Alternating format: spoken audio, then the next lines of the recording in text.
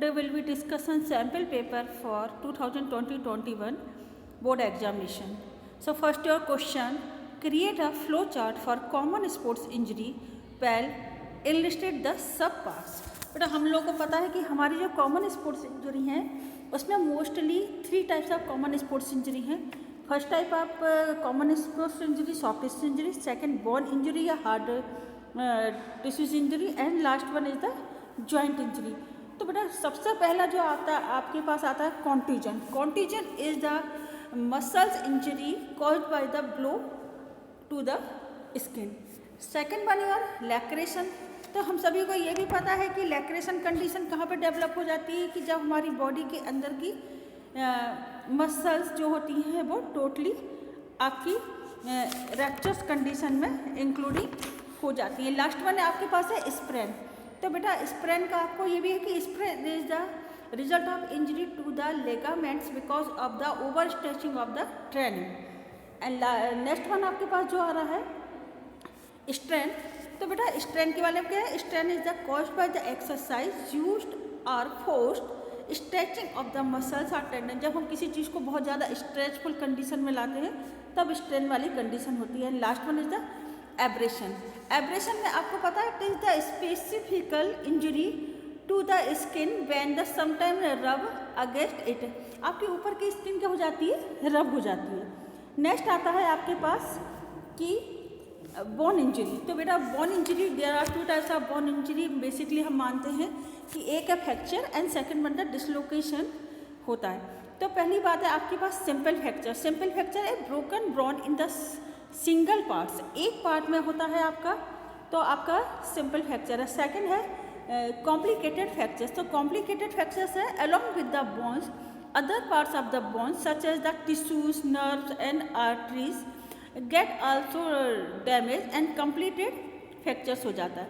Impacted fractures वो जो है बेटा इम्पैक्टेड फ्रैक्चर्स आपका in this type of fractures started in the fusion place. एक पर्टिकुलर प्लेस पे broken bones enter and the other bones. एक बोन के अंदर दूसरी बोन क्या हो जाती है? शिफ्ट हो जाती है. Third one is the greenstick fractures. तो बेटा greenstick fracture bending of the bones are the slight crack of it is called the greenstick fracture. Compound fractures क्या होता है बेटा कि compound fractures they are accompanied by the damage to the muscles and skin and bones usually protrude out of the skin. Next आपके पास आती है communicated fractures. तो बेटा कम्युनिकेटेड फ्रैक्चर्स होता है bones break into the 3 or 4 more pieces. मतलब बहुत सारे पीसेस में ये ब्रेक हो जाती है. नेक्स्ट वन आता है आपके पास इंजरी. कौन सी इंजरी है? Joints injury. मोस्टली जो शोल्डर डिसलोकेशन है, हिप डिसलोकेशन है और लोअर जॉय डिसलोकेशन है. तो बेटा डिसलोकेशन ऑफ द अगर उसकी बात करी जाए कि शोल्डर्स की तो बॉल एंड सॉकेट जॉइंट वाली जो कंडीशन होती है यहाँ पर ये एक दूसरे के साथ क्या हो जाता है? डिसलोकेट या पर्टिकुलर एरिया से क्या होने लगता है? ये शिफ्टेड होने लगता है. सेकंड है हिप जॉइंट्स या हिप डिसलोकेशन वाला है आपके. इस वाले में क्या होता है? A hip dislocation occur when the head of the thigh bones is force out of the socket in the hip bones. इसमें क्या होता है? आपका जो फीमर है वो पेल्विस से क्या हो जाता है? पेल्विस जो सॉकेट है उससे पूरी तरीके से अलग हो जाता है. लो जॉ. तो आप जानते हैं जबड़े में जब फ्रैक्चर्स होता है तो क्या होता है? ये जो आपके ईयर के क्लोज वाली कंडीशन होती है ये यहाँ से क्या हो जाता है? डिसलोकेट हो जाता है जिसके कारण कि आपकी इंजरीज बहुत ज़्यादा क्रिएटेड या पेनफुल हो जाती है. नेक्स्ट क्वेश्चन है बेटा आपके पास कि different committee for organising track and field या मीट स्पोर्ट्स इवेंट. आपके पास फ्लो चार्ट है नेक्स्ट नंबर का. तो सबसे पहले है आपका एडमिनिस्ट्रेटिव डायरेक्टर. जो भी आपका स्कूल हेड हैं जो जिनका स्कूल है आप उनको एज ए डायरेक्टर. सेकंड है एग्जीक्यूटिव कमेटी जो आपको एक कमेटी बनाई जाती है स्कूल के अंदर. Third one is your organising committee for games and sports. Games and sports के लिए जब एथलेटिक्स मीट हो रही है या ट्रैक एंड फील्ड की तो इस तरह उसका एक फ्लो चार्ट यहाँ पर आपको दिखाई दे रहा है. सबसे पहला है फ्लो चार्ट आपका पब्लिक की कम्युनिकेट. आप एक अनाउंस पब्लिक की एक जैसे पैम्पलेट्स वगैरह के थ्रू देते हैं तो पब्लिकली आप ये वाला पहली चीज़ यहाँ पर कर रहे हैं। सेकंड वन आती है कि बोर्डिंग एंड लोडिंग, प्लेयर्स को लाने और ले जाने के लिए और उनकी सिटिंग अरेंजमेंट के लिए प्रॉपर कंडीशन होती है। नेक्स्ट होती है आपकी ट्रांसपोर्टेशन कमेटी, जहाँ पर भी आपका टूर्नामेंट हो रहा है, आपकी जहाँ से उन लोगों की रहने की व्यवस्था है वहाँ से उस पर्टिकुलर एरिया तक जाने के लिए ट्रांसपोर्टेशन के लिए या उनको आउटिंग के लिए सारी प्रोसेस होती है। नेक्स्ट है आपकी ground and the equipments committee, आपका जो भी ग्राउंड मेंटेनेंस है, जहाँ पे कि आपका ग्राउंडमेंट्स हैं, अपने टेक्निकल ऑफिशियल्स हैं जो कि आपके ग्राउंड की और इक्विपमेंट से रिलेटेड सारी चीज़ों की रख रखाव है या उनके बारे में नॉलेज आपको रहती है। रिफ्रेशमेंट, जैसे कि आपका जो भी प्लेयर्स आ रहे हैं उनका रिफ्रेशमेंट के लिए और उनके इंटरटेनमेंट के लिए जो भी आप प्रोग्रामिंग रखते हैं वो सारी कुछ इसके अंतर्गत आती हैं। नेक्स्ट होती है आपकी रिसेप्शन कमेटी।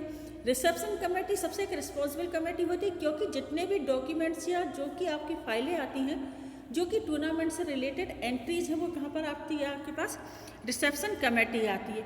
फिर है आपकी नेक्स्ट कमेटी आपके पास आ रही है decoration and ceremony committee. Decoration ceremony committee में क्या होता है, आपका जो भी जगह आप पर्टिकुलर प्लेस जहाँ पर डिसाइड कर रहे हैं वहाँ पे आपको पर्टिकुलर एरिया को डेकोरेट करना होता है और सेरेमनी, ओपनिंग सेरेमनी और क्लोज सेरेमनी जब कंडक्ट होती है उसके बारे में प्रॉपर आपको एक कमेटी के थ्रू वर्किंग होती है। नेक्स्ट है आपके पास कमेटीज ऑन द एंट्रीयर्स एंड प्रोग्रामिंग, जो भी प्रोग्रामिंग हो रहा है या जो भी एंट्रीज हो रही है उससे रिलेटेड एक कमेटी बनाई जाती है, जिससे कि फर्दर एक के बाद दूसरा प्रोग्रामिंग कंटिन्यू कंडक्ट होता रहे, उसमें कोई भी ब्रेकेज ना है। नेक्स्ट है कमेटी फॉर द ऑफिशियल, जब कभी भी जब कोई प्रोग्राम होता है तो प्रोग्राम में जजेस पैनल या एक ऑफिशियल कमेटी होती है। तो ट्रैक एंड फील्ड में भी इस तरीके की ऑफिशियल कमेटी होती है जो कि इवेंट को सक्सेसफुली कंडक्ट कराने के साथ साथ उसकी पूरी रिकॉर्डिंग करके आपको टेबल ऑफिशियल तक पहुंचाती है। नेक्स्ट है अनाउंसिंग कमेटी। अनाउंसिंग कमेटी वो कमेटी होती है जो कि अनाउंसिंग एक के बाद दूसरा प्रोग्राम कौन सा है या तीसरा कौन सा अनाउंसिंग करके लोगों को कॉल करना और प्लेयर्स को उनके प्रॉपर प्लेस तक पहुंचाने की रिस्पॉन्सिबिलिटी अनाउंसिंग कमेटी होती है। And last one your first aid committee. First aid committee जो भी इंजरी से रिलेटेड कभी टूर्नामेंट्स में इंजरीज होती रहती है, उससे अगर उन सारी चीज़ों के लिए डिस्कस करा जाए तो वहाँ पर एक फर्स्ट एड कमेटी होती है। तो एक फ्लो चार्ट है, अगर इस तरीके का फ्लो चार्ट आपको एग्जाम में आता है कि एक ट्रैक एंड फील्ड इवेंट हो रहा है, उसके लिए आपको फ्लो चार्ट बनाना, तो इस तरीके से आप प्रोग्रामिंग कर सकते हैं। नेक्स्ट है आपका chapter number 2 sports and nutrition वाले से। तो क्वेश्चन है flow chart on the sports and nutrition and different types nutrition provided by the trend and beginners athletes both. तो आपके पास पहला आपके पास जो चीज़ आ रही है, सबसे पहली चीज़ है nutrients, chemical found in the foods that be the critical on the human growth and functioning. जो भी ह्यूमन ग्रोथ एंड फंक्शनिंग के लिए न्यूट्रिएंट्स की जरूरत है, there are 2 types, macro and micro. Macro में नीड होती है हमारे पास कार्बोहाइड्रेट, फैट और प्रोटीन के लिए, और जबकि माइक्रो में नीड होती है हमारे पास विटामिन एंड मिनरल्स की। तो आपके पास ये जो चीज़ है इसके टाइप नहीं, लेकिन विटामिन के पास आपके पास 2 टाइप्स आते हैं, फैट सॉल्युबल विटामिन और वाटर सॉल्युबल विटामिन। तो फैट सॉल्युबल जो विटामिन है, विटामिन ए, डी, ई और के, इनमें डिफरेंट है, जैसे नाइट ब्लाइंडनेस के लिए, रिकेट्स के लिए, या स्किन से रिलेटेड डिजीज या गम्स ब्लीडिंग वगैरह के लिए इस तरीके की आपको कंडीशन मिलेगी। नेक्स्ट आता है आपके पास water soluble vitamin, vitamin D जिससे बेरी बेरी है, और सी से आपके पास स्कर्वी होती है जिसमें लैक ऑफ विटामिन सी होती है। नेक्स्ट आपके पास जो आ रहा है वो आ रहा है मिनरल्स। तो मिनरल्स के बारे में ये चीज़ क्लियर है कि मेजर मिनरल्स और ट्रेस मिनरल्स। मेजर मिनरल्स में जो हमारी बॉडी में सबसे ज़्यादा नीड है, जैसे आपके पास नीड है किसको, आपकी कैल्शियम आपकी बोन ऑन टीथ के लिए, फास्फोरस के लिए, सोडियम, पोटेशियम, क्लोरीन, मैग्नीशियम या सल्फर, ये सारे आपके मेजर में आ रहे हैं। और दूसरे आपके आ रहे हैं ट्रेस। ट्रेस में जैसे आपकी बॉडी में हीमोग्लोबिन के लिए आयरन है, जिंक है, कॉपर, मैग्नीशियम आपके डाइजेशन के लिए, फ्लोराइड आपके दांतों के लिए, क्रोनियम है, मायोबेनियम है और सेलियम है और आयोडीन जो कि आपके। तो इन सब चीज़ों का एक फ्लो चार्ट आपके सामने क्लियर हो जाता है कि आपको फ्लो चार्ट किस तरीके से यहाँ पे मेंटेन करना पड़ रहा है। नेक्स्ट क्वेश्चन है कि flow chart of the disability cause of disability. अगर एक फ्लो चार्ट आ जाता है तो आप फ्लो चार्ट कैसे बनाएंगे कि एट बर्थ, फिर कम्युनिकेबल डिजीज़ है और नॉन कम्युनिकेबल डिजीज़ है। तो बाई बर्थ अगर हो रहा है तो जेनेटिकली हमें मिल रहा है और नॉन जेनेटिकली, या तो जेनेटिकली मिल रहा है तो एक से दूसरे में ट्रांसफ़र हो रहा है, अगर नॉन जेनेटिकली मिल रहा है तो ट्रांसफरेबल नहीं है।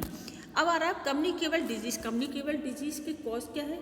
जैसे न्यूट्रिशनल डिफिशियंसी हो रही है, ट्यूमिना इंजरीज हो रही है, ड्रग आपका यूजेज है, या साइक्रोटिक कंडीशन है। इस तरीके से आपकी कम्युनिकेबल डिजीज़ के बहुत सारे पॉइंट्स यहाँ पे हो जाते हैं। और नॉन कम्युनिकेबल डिजीज़ में आपके पास कौन कौन सी चीज़ें आ रही हैं? जैसे साइकोट्रिक है और ड्रग्स है। तो आपको याद रखना पड़ेगा कि फ्लो चार्ट को हम लोग किस तरीके से मेंटेन कर रहे हैं। नेक्स्ट फ्लो चार्ट आपका आता है related to your lifestyle disease. Lifestyle disease में आपके पास जो आ रहा है, तो first lifestyle disease obesity है। तो आपको याद रखना है कि फ्लो चार्ट में आपके पास कौन कौन से ऐसे आसन हैं जो डायबिटीज़ को क्योर करते हैं। तो फ्लो चार्ट में आपका यहाँ पर डायबिटीज़ है, तो डायबिटीज़ के लिए आपको डिफरेंट आसन्स के बारे में यहाँ पर एक इंडिकेशन क्लियर मिलना चाहिए कि वज्रासन, हस्तासन, त्रिकोणासन और अर्ध मत्स्यंदासन आपके इसमें है। नेक्स्ट है आपके पास डायबिटीज़। तो डायबिटीज़ के लिए आपका जो है, तो डायबिटीज़ के लिए आपके कौन कौन से भुजंगासन है, पश्चिमोत्तानासन है, पवन मुक्तासन और अर्ध मत्स्यंदासन। इसे आप बाई नंबरिंग 1, 2, 3 एंड 4 नंबरिंग के थ्रू इनको आप क्लियर कर सकते हैं। नेक्स्ट फ्लो चार्ट आपके पास आ रहा है बैक पेन। तो बैक पेन में हमें कौन कौन से आसन फ्लो चार्ट में हम दे सकते हैं? ताड़ासन है, अर्ध मत्स्येंद्र आसन है, वक्रासन है, आपके सल्वासन है और भुजंग आसन। आपके ये फ्लो चार्ट में ये चीज़ क्लियर हो रही है। नेक्स्ट है आपके पास हाइपरटेंशन।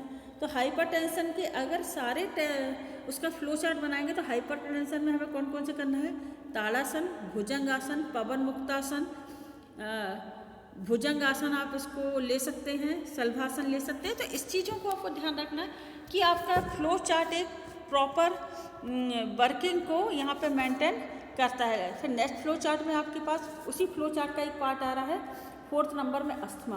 तो अगर अस्थमा के बारे में आपके पास आ रहा है तो अस्थमा में आपको कौन कौन सा? सुखासन, चक्रासन है, आपके पास पवन मुक्तासन है, भुजंगासन है और सबसे स्पेशली है आपके पास गौमुखासन आ रहा है या पश्चिमोत्तान है। तो आपको ये चीज़ क्लियर होनी चाहिए कि आसन में अस्थमा के नीचे आपको कौन कौन से आसन की एक लिस्ट यहाँ पे क्लियर करनी होगी। इसी तरीके से बेटा और भी फ्लो चार्ट हम लोग कंटिन्यू बनाते रहेंगे, जिससे कि आपको एग्जाम में फ्लो चार्ट के बारे में ये क्लियर हो जाए कि हमें फ्लो चार्ट में किस तरीके से वर्किंग करनी है। Thank you students watching my video.